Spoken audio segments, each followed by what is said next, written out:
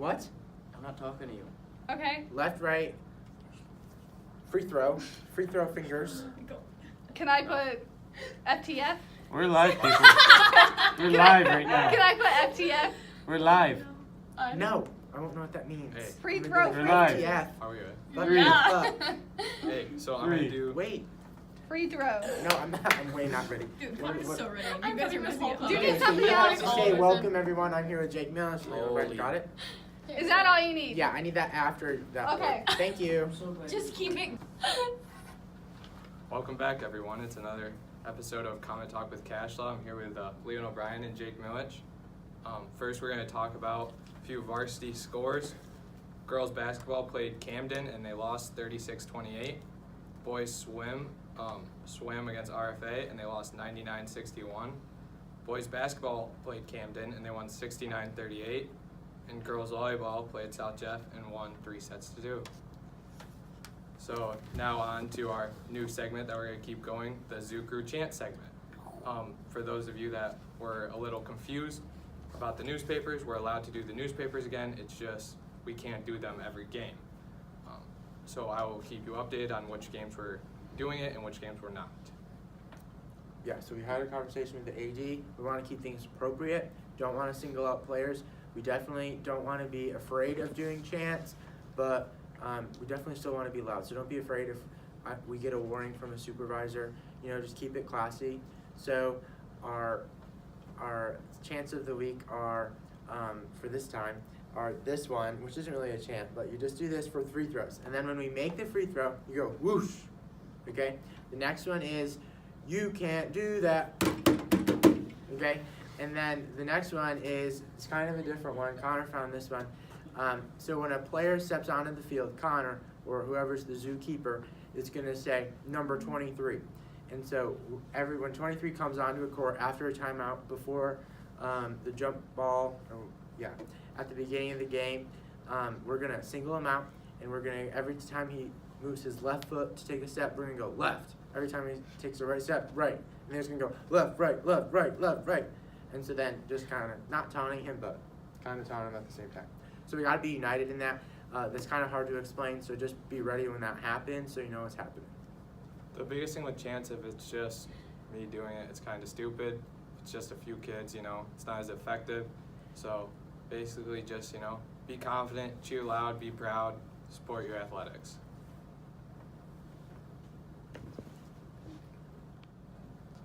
Up next is the interview with the girls volleyball team.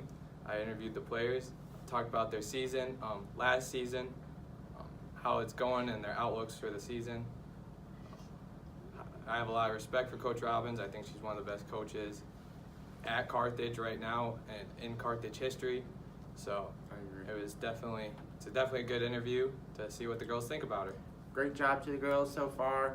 Good luck for the rest of the season. I've been looking at them. All right, I'm here with Mackenzie, Sierra, and Rebecca. Volleyball players, see how their season's going. Hopes for the future, a little background on the volleyball team. They're 84-1 in the last 85 matches. They have 3 sectional championships in the last 4 years. Had a 78 match win streak, but they lost it last year, and they're 6-0 this year. Coach Robbins is the coach, very historic coach, one of the greatest coaches in Carthage history. In my opinion, one of the greatest coaches now coaching, current coaches at Carthage. So I just want to know first, what's it like playing for Coach Robbins? She pushes us to keep going and be the best that we can be. We don't think of her as any different. She teaches us to believe in ourselves and always encourages us to just play our game. And be positive. Positivity is a big thing for her. Believing in ourselves is Key. a key aspect. So Mackenzie, what's it like being a sophomore and being such a key part of the team's success? Well, it definitely it puts a lot of pressure on me, but it also pushes me to be the best I can be and just play my game every time I go out there. And does the volleyball team's past success add any pressure to you guys this year? In my opinion, it almost it's like a fresh start, so we don't have that streak to always keep going with us, but it just we also always work towards that, winning another sectional title. Yeah, we always want that drive there to get the streak back and continue it, but It motivates us Yeah. to work hard. So, what did the streak mean to you guys? It just meant that we were it meant, hanging. it meant that we worked well as a team. It meant that we could get over any obstacle that we had. Our mental toughness was really strong, and we could push through anything. And Coach Robbins was a big part in that. And losing one game didn't mean that it's not there anymore. Yeah, 'Cause and it it most really was definitely just is. a number. We didn't think of it. We weren't very cocky about it. We were more confident, but it just, yeah. So, did losing the streak change any aspect of this season or how you prepared for this season? It kind of took a load off, I would say, but you still push you want to get it back. You want to still have the drive. And It showed us what we had to work on too, like what we needed to practice more. Definitely our mental toughness wasn't there last year, but we're working towards that and rebuilding. Shows us that we can do it again. So, I don't know if you guys know this, but after you lost the streak to Watertown and then Watertown lost, one of the players tweeted how she didn't even care that they lost the sectional championship. The greatest part of her career was beating Carthage and ending the streak. So because you lost to Watertown and because of that tweet, does that add any fuel to like the rivalry between you guys and Watertown? It just makes us work harder when we were playing them or anybody. yeah, it didn't matter that we lost to Watertown or any specific team. It was we want to get it back. Yeah. It didn't matter it was Watertown. It could have been any other team. And I just think in her case, you need to set your goals higher. If your goal is just to beat Carthage, I mean, yeah, I know and I understand that we had a winning streak and like everyone wanted to beat us because we kept winning, but I mean, we were working towards winning sectionals, not just beating Watertown. And so what are you guys' goals for the rest of the season? Where do you see yourself? Keep working hard, get to that streak again. Just rebuilding as a team and getting that chemistry going and just working towards maybe winning sectionals again, Frontier League, whatever it brings. Yeah, we're a really young team, but just bringing all the camaraderie back together would be. Does being so young like change any aspect of the team, or do you think like it helps you guys, or do you need to be more focused? There's definitely learning that has to happen. I That's a mean- big aspect. A lot of them are coming from like either modified or JV, so it's like an experience thing. So they're And we working hard. lost 7 seniors last year, so there was a big gap that we needed to fill, but I feel like our young talent is starting to move up and fill in their shoes more. Mhm. And you guys lost a lot of talented seniors last year too. Yes. But It just shows that we have to step up and continue on. And teams kind of doubt us, so every time we Yeah. go out there, we just do Prove our them best wrong. and show them that we do have a lot of young talent that's moving up. so last question, do you guys have any superstitions like before games that you do? The little Clapping and stuff or anything? coach will hold a card and I don't know. What it's the kind of a card team is. thing. Don't want to put it out Oh, there, the but saying.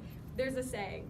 And we have to do it. And also, Every time. before a game, our starting lineup will like hold hands and we'll say like Say our words. our words that people don't really understand, but They we think get it's it. other things, but we know what it is. We know what they mean.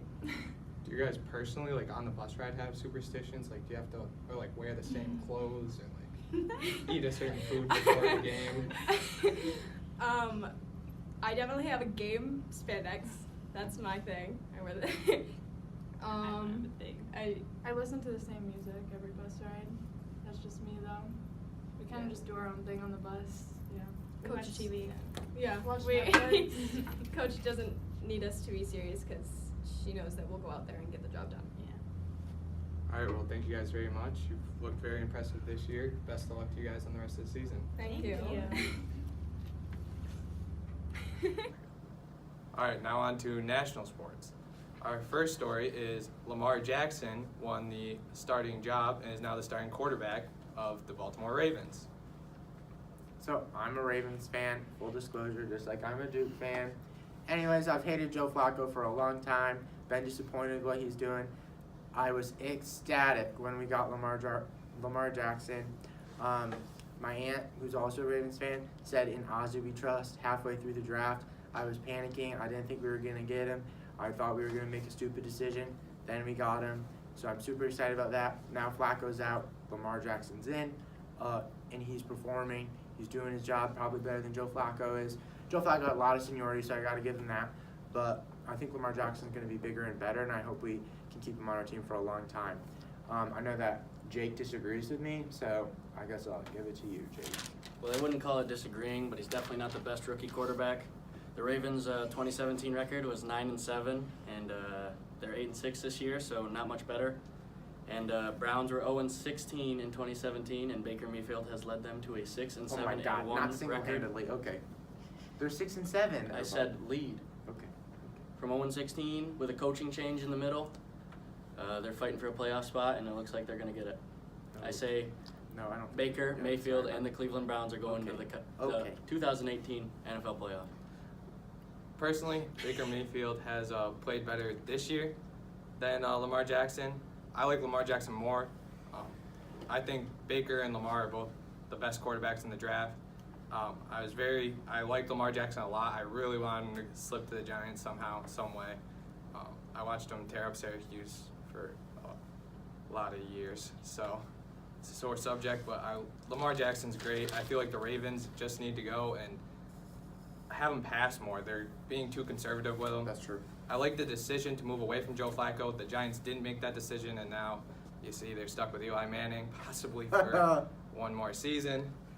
So I like what the Ravens are doing. I love Lamar Jackson. I think he has a lot of potential, but Baker Mayfield has done a lot for the Browns this year, so got to tip your hat to him. And now on to college football playoff again. So it's our game of the week, kind of, but we're going to predict what we think the whole playoff is, the outcome's going to be. And so, Leland, what do you think the What do you want to do? Clemson Notre Dame Okay. games first, and what's your pick? All right, so Clemson, Notre Dame, 2 versus the 3. I'm a fighting Irish guy. I can't stand Clemson. Time for them to step down. Go Notre Dame. Are we doing score predictions? I say Notre Dame wins by 3 points, field goal. I'm also going to go with Notre Dame. Clemson's overrated. Notre Dame, last time they played Clemson, was a pretty close game. I'm pretty sure it was under 6 point difference. So I feel like Notre Dame's going to take this one with a final score of 24-17. I'm also going to pick Notre Dame. Clemson's mad overrated this year. It took a miracle comeback for Clemson to beat Syracuse, and Notre Dame killed Syracuse. Granted, Eric Dungey was out, so that's a factor, but Notre Dame's quarterback this year, Ian Book, is definitely better than Notre Dame's had in years past. I think that is a huge factor. They have an awesome offensive line, great defense, and I think their pass rush is going to get to Trevor Lawrence. I think he's going to get rattled like he did when he played Syracuse, and he got knocked out of that game.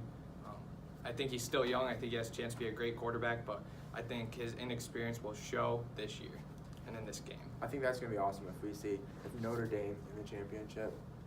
I'd love to watch that game. That's all I'm saying. All right, so Alabama, Oklahoma. Okay, so I'm going again. Okay, so Alabama, Oklahoma. I can't stand Alabama, but I think they're gonna win. I say they win by 20. I'm gonna say that. I say they win by 20 points. Even though I don't like Bama, but then they're gonna play Notre Dame, and hopefully they lose to Notre Dame. So I'm also going to go with Alabama because Oklahoma has probably one of the worst defenses of these teams. And I'm going to say 42-7 is the final score. Tua Tagovailoa is going to absolutely destroy Oklahoma's defense. I'm picking Alabama, but I don't think they're going to destroy Oklahoma. I think it's going to be closer than a lot of people think. I think it's definitely going to be closer. Kyler Murray is disgusting. I think Tua should have won the Heisman, but Kyler's just so good. I think he's going to give Bama more problems than people think. I think it's going to be closer than people think. I still think it's Bama by like 10. Okay. So who's your champion? Notre Dame or Alabama? All right. So, I already said it. Out of what I'd like to see, Notre Dame. I say Notre Dame. I want to see it go into OT. I think Notre Dame's going to win it. I don't think that. I want them to do it. I think Alabama's going to win pretty handedly. This is the best Alabama team we've seen in recent years. And I don't think Ian Book is going to be able to put on enough points to beat Alabama. So, Alabama by 15. Rolls Tide. If there's a team that can beat them, I think it's Notre Dame this year. But Bama's just so sound. They're so good. Their offense is unreal this year. They've never had an offense this good, and Tua's disgusting. Jalen Hurts, if he needs to come in, if something happens, we've obviously seen he can make some plays and make things happen. I think it's going to be a close game, but Bama's just too good. They've been here too many times. They know what to do in these situations, so it's going to be Bama. I want to see the upset. I want to see Bama go down. Too bad it's not going to happen. Okay, we'll just have to wait and see, won't we? Want to bet money? I All right, cut don't that think part that's out. I'm legal pretty sure on that's school illegal. grounds. Yeah. All right, see you next time on Comment Talk with Cashlaw.